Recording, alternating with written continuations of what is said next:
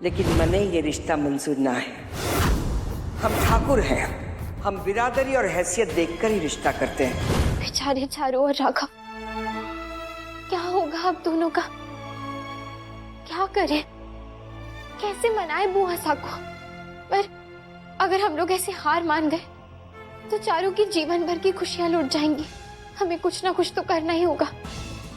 ऊपर से 2 दिन में हमारी परीक्षा है। क्या करूं, कैसे संभालूं सब कुछ?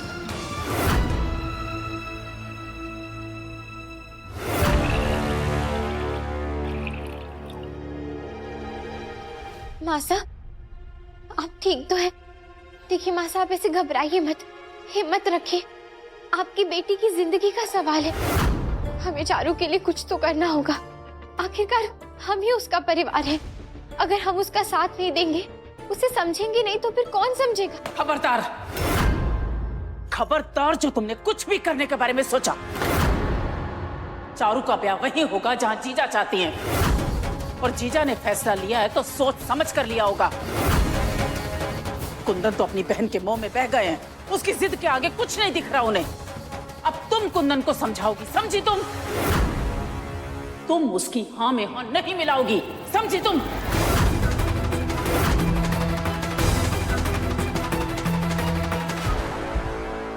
एक बार मेरी बात समझने की कोशिश करो। बातें सुलझने की जगह और उलझती जा रही है। तुम जानती हो ना कि हमने तुम्हारे कारण जीजा से कितने झूठ बोले।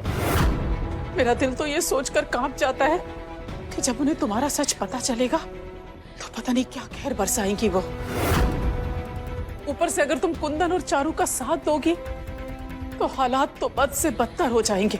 तुम जीजा की नजरों में हमेशा के लिए गिर जाओगी। फिर कभी उनके दिल में अपने लिए जगह नहीं बना पाओगी। देखो घेवर, तुम्हारे पास बहुत कम समय बचा है। आज का दिन छोड़कर सिर्फ 2 दिन है जीजा के मन में जगह बनाने के लिए। अगर तुम खुद को साबित नहीं कर पाई तो तुम्हारे हाथों से सब कुछ छूट जाएगा। ये परिवार, तुम्हारा पति, तुम्हारा बच्चा, सब कुछ दांव पर लग जाएगा घेवर।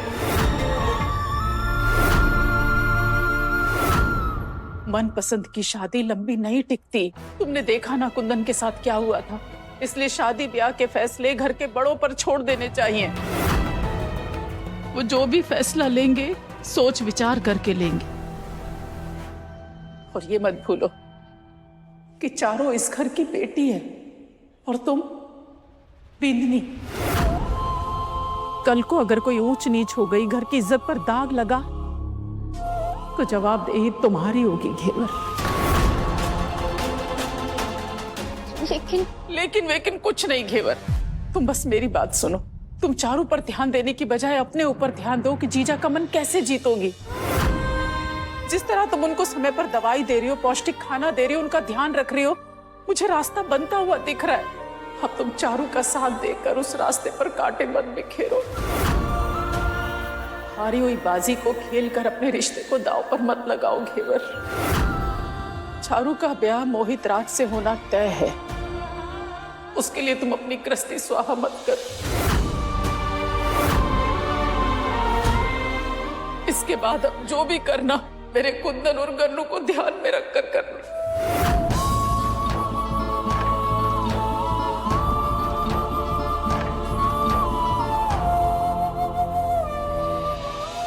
बुआ साहब निश्चिंत रहिए। इस घर की बींदनी हूँ। इस घर की इज्जत मेरी इज्जत है।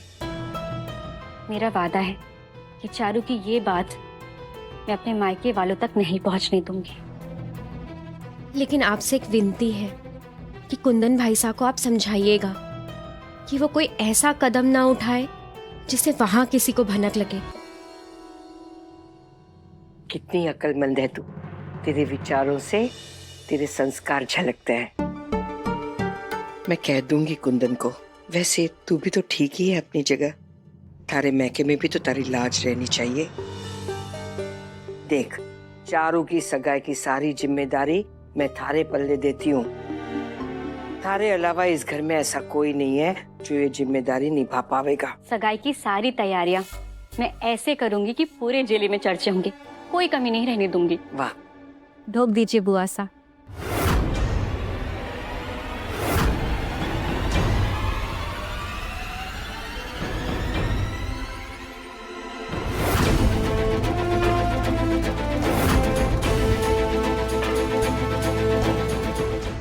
जीजा।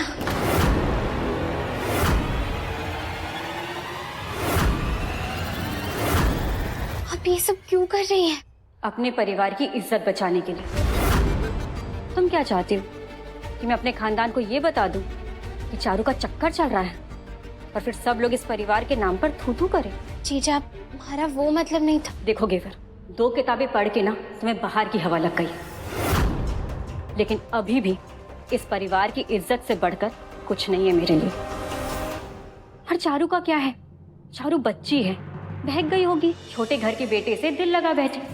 ना तो चारू उस रिश्ते को निभा पाएगी और ना ही हमारा परिवार इस रिश्ते को स्वीकार कर पाएगा। और प्यार का क्या है? प्यार तो बुखार के जैसा है, थोड़े दिन में अपने आप उतर जाता है। और जैसे ही चारू उस बड़े घर की बींदनी बन जाएगी, परिवार में घुल मिल जाएगी, चकाचौंध में खो जाएगी और भूल जाएगी उस छोरे को। अरे हाँ, याद आया, गन्नू को दूध पिलाने का समय हो गया है, तो मुझे जाना होगा, लेकिन तुम उसे लेने मत आना। और क्या पता, अगर बुआ सा ने देख लिया तो आज रात को भी कहीं तुम्हें खुले आसमान के नीचे ना सोना पड़े।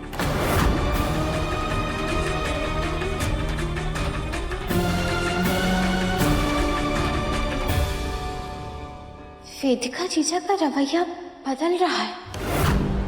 बुआ सा की सेवा करने के आड़ में लगता है कुछ और ही चल रहा है इनके मन में। मारी को गन्नू से मिलने से भी रोक रही हैं और चारू से भी मुंह मोड़ रही हैं। उसकी भावनाओं को नहीं समझ रही हैं। आखिर हो क्या गया है इन्हें?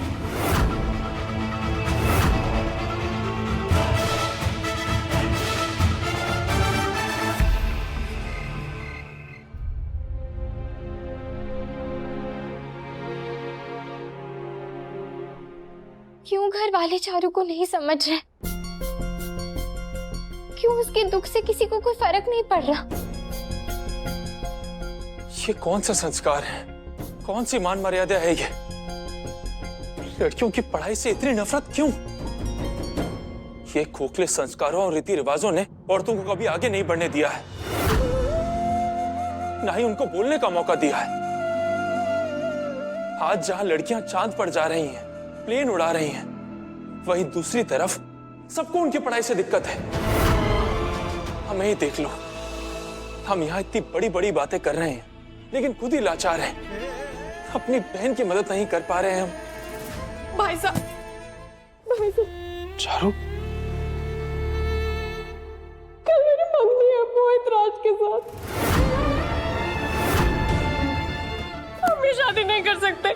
क्या कल मंगनी? हाँ, और 5 दिन में मेरी शादी। मैं ये शादी नहीं कर सकती, इसलिए मैंने तय कर लिया, मैं आज रात ही घर छोड़ के भाग जाऊंगी।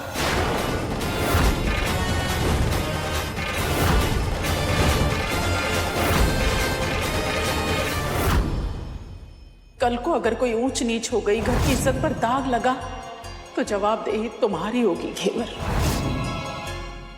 नहीं चारू, तुम ऐसा कोई गलत कदम नहीं उठाओगी। तो क्या करूं भाई साहब? कोई मुझे समझने को तैयार नहीं, सब मुझसे मेरा प्यार छीनना चाहते हैं। आप तो मेरी फीलिंग समझ सकते हैं ना।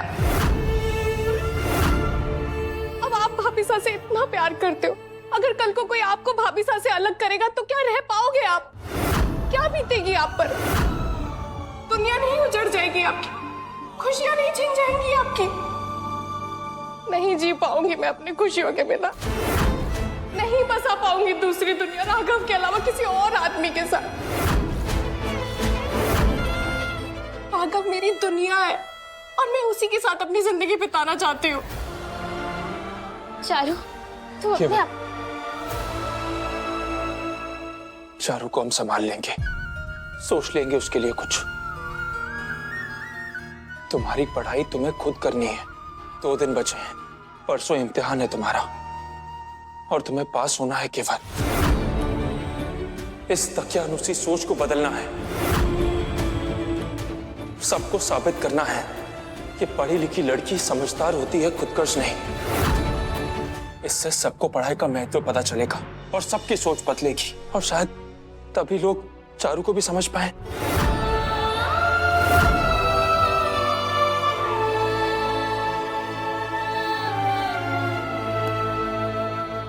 पेज नंबर 5 से 20 तक सब याद करना है तुम्हें। कल सुबह परीक्षा लेंगे हम, और एक भी गलती बर्दाश्त नहीं करेंगे। और तुम कहीं नहीं जाओगी। तुम्हारे भाई साहब के रहते तुम्हारी खुशियां कोई नहीं छीनेगा।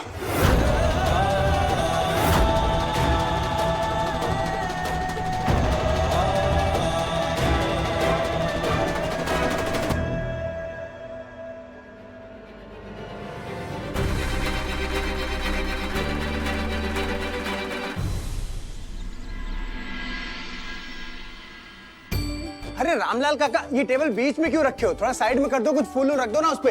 और ये लाइटें भी सही करो ना।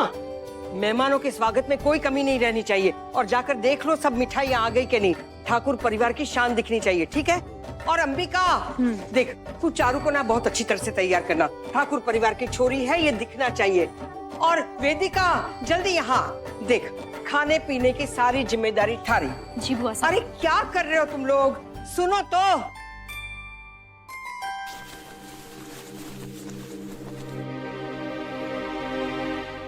और घेवर, आखिरी सवाल, इकोसिस्टम क्या है?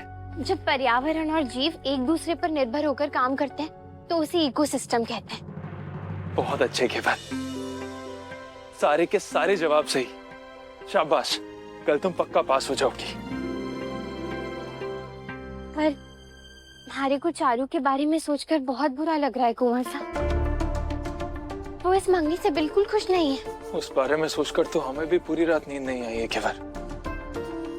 बार बार उसका रोता हुआ चेहरा आ रहा था सामने। हम उसकी मदद करना चाहते हैं, लेकिन कुंवर की दी हुई कसम हमारे पैरों में बेड़ियां बन चुकी हैं। क्या करें, कुछ समझ नहीं आ रहा है।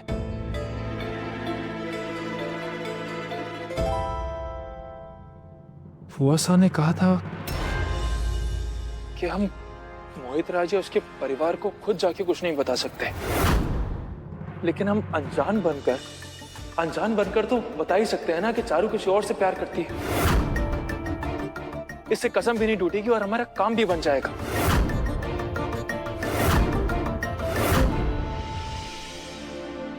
अब हमारे पास यही रास्ता है कुंवर साहब। अगर हमारी एक कोशिश किसी की पूरी जिंदगी बदल सकती है, उसके सपने को पूरा कर सकती है, तो फिर हमें वो कोशिश पूरे मन के साथ करनी चाहिए।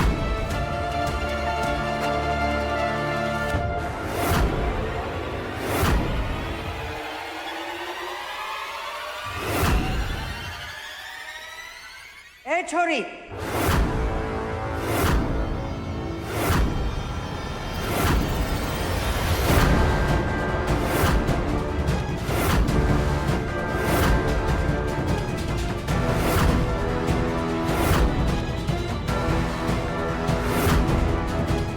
चूल्हा चौका छोड़कर अब कलेक्टर नहीं बनने चली है क्या?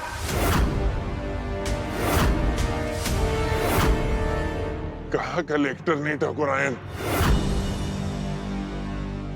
ये तो मैं शहर से लाया था इसके लिए किताब। इस किताब में चित्र बनाकर बताया हुआ है कि कौन सा पकवान कैसे बनाना है पगड़ी पहन के। चित्र बनाकर? ऐसा तो मैंने कभी नहीं देखा। ला दिखा मन्ने।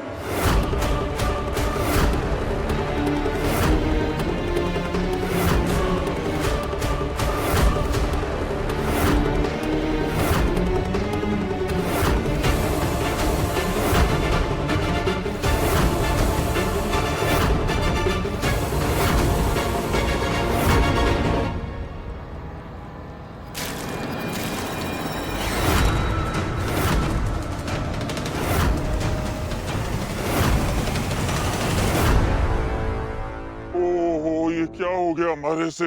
पूरी किताब खराब हो गई। मालकिन, मैं आपके लिए शहर से नई किताब ले आऊंगा। भरी जवानी में शरीर ने जवाब दे दिया। एक कटोरी भी ठीक से पकड़ नहीं पा रहा है। माफी ठाकुरायन, माफी। वो मैं आपको दाल चिढ़ाना चाह रहा था, लेकिन गलती से गिर गई मारे से। एक काम ढंग से नहीं होता है तुम दोनों से। अच्छा है 2 दिन में तुम दोनों से जान छूटेगी। और छोरी तू चल मेरे साथ बाजार। सगाई का सब सामान लेना है और फूल भी लेने हैं। रसोई केशव देख लेगा। चल। फुआसा से तो बच गए, लेकिन ये मंगनी का खतरा अभी भी हमारे सर पर मंडरा रहा है। ताजे ताजे गेंदे के फूल दे। आज मेरी भतीजी की मंगनी है तो मेहमानों के स्वागत के लिए चाहिए।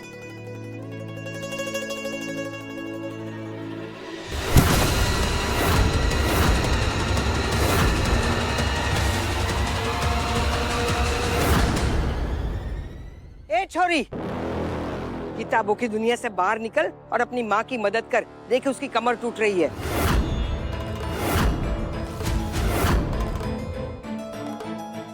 अरे आंखें फाड़ फाड़ कर मेरे सामने क्या देख रही है? चल मदद कर उसकी। वो कल मेरी परीक्षा है। ओहो, परीक्षा है तो क्या करेगी? परीक्षा देकर प्रधानमंत्री बनेगी। ऐसी पढ़ाई का क्या फायदा जो अपने माँ बाबा सा का दर्द न बांट सके?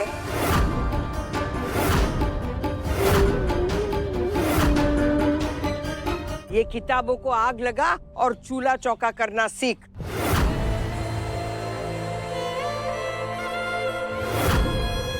ये किताबें ना छोरियों को सिर्फ घर की चौखट लांघना सिखाती है, दिमाग में भूसा भर देती है और स्वार्थी बना देती है और कुछ ना।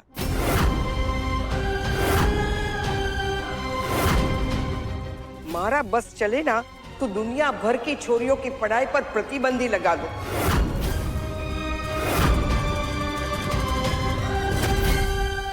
थारे भले के लिए कह रही हूँ, अभी से ये सब चोचले बंद करवा दे, नहीं तो पीछे से ना पछतावेगी। बुआ सा एक बच्ची को पढ़ाई छुड़ाने की सलाह दे रही है। जब उन्हें पता चलेगा कि उनके घर की बींदनी भी पढ़ रही है तो क्या होगा? खुद के घर की बीननी पूरे गांव में पढ़ाई का डंका बजा रही है और ये इस छोरी को चूल्हा चौका संभालने की सलाह दे रही है। बुआ सा ने पढ़ाई के विरुद्ध इतना बोल दिया और ये मास्टरनी के मुंह पे ताला। बात कुछ पल्ले ना पड़ रही, पता लगाना पड़ेगा।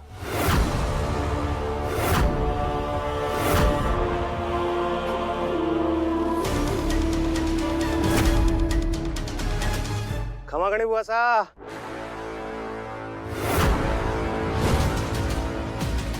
जीवता रे। हे माताजी महाराज, अगर काली ने आज बुआ सा को बता दिया कि मैं कुंवर सा की बींदनी हूँ और पढ़ाई कर रही हूँ तो?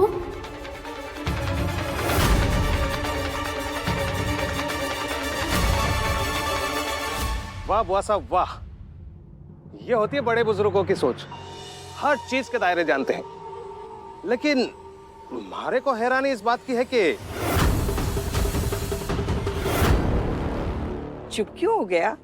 किस बात की हैरानी है तुझे? आपको छोरियों की पढ़ाई से इतनी आपत्ति है तो अपने घर की बींदनी को क्यों खुली छूट दे रही हैं?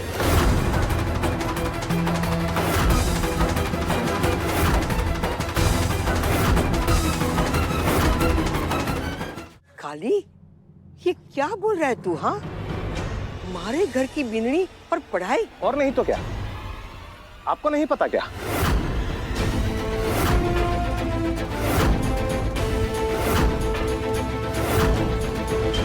एक मिनट, फोन आया। अरे अंबिका का फोन है। हाँ बोल अंबिका। जीजा, आप कहाँ रह गई? लड़के वाले निकल चुके हैं, समय से पहले यहाँ पहुँच जाएंगे। पंडित जी भी आ गए हैं। हाँ, हम लोग पहुँच रहे हैं। चल जल्दी चल, लड़के वाले पहुँचने वाले हैं। ये ले पैसे।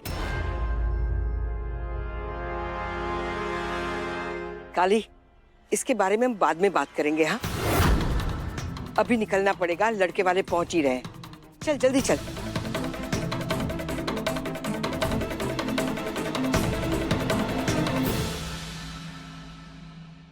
लगता है कि बुआ सा की आंखों में धूल झोंकी जा रही है। उन्हें ना पता है कि उनका लाडला भतीजा गांव की औरतों को सीमाएं लांघना सिखा रहा है।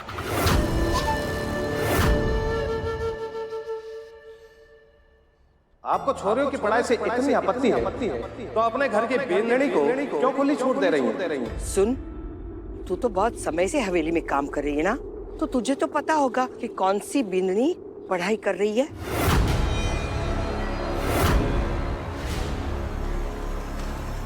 नहीं माताजी महाराज, माफ करना। मजबूरी में कितने झूठ बोलने पड़ रहे हैं और मारे को तो डर लग रहा है। जिस दिन बुआ सा को सच पता चलेगा, क्या होगा? कौन सा तूफान आएगा?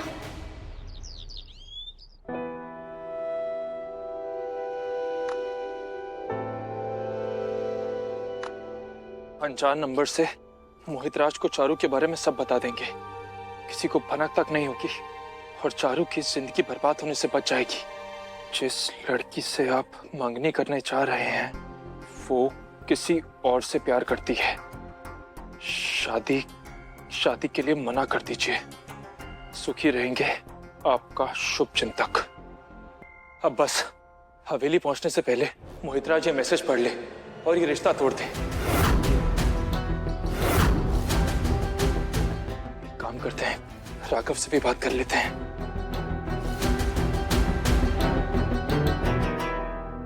हेलो राघव, तुम्हारे परिवार के साथ जो भी हुआ उसके लिए हम माफी मांगते हैं।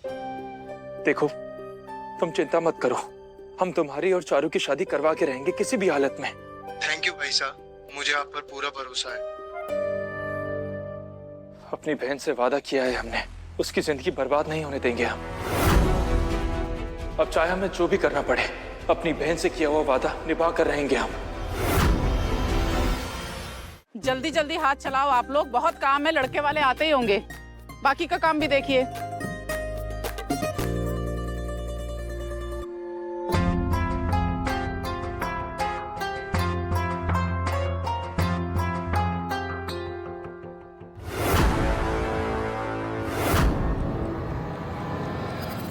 ए सुगना,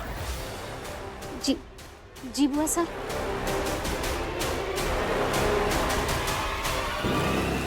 तुझे क्या बहुत शौक है पढ़ने लिखने का और आसमान में उड़ने का?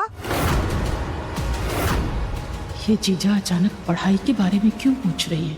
पढ़ाई नहीं बुआ साहब, मैं पढ़ाई नहीं कर रही।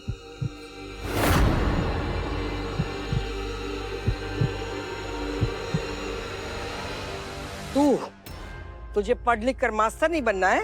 नहीं नहीं बुआ साहब, मेरे पास तो समय ही कहाँ है। पूरा दिन कन्नू को संभालने में निकल जाता है और वैसे भी शादी के बाद पढ़ाई लिखाई थोड़ी ना शोभा देती है।